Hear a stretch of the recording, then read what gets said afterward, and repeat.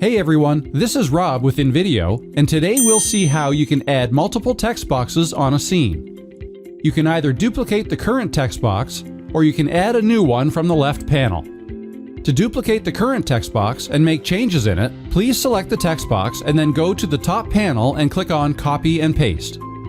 This will add the same text box on the scene, and you can edit it by double-clicking. You can also change the position of the new text box on the screen by simply dragging it wherever you want. To add a new animated text box, please click on the text option on the left panel and choose from the various ready-made text boxes. These animated text boxes can help you enhance your scene. After you've added multiple text boxes on the scene, you can go down to the scene timeline and adjust the in and out time of each text box according to your preference. Here's a preview of the scene after adding and timing multiple text boxes on the scene.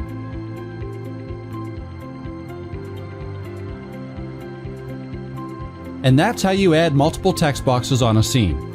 If you want to learn more about how you can make the most of InVideo, or if you have any other questions, check out our help page at help.invideo.io.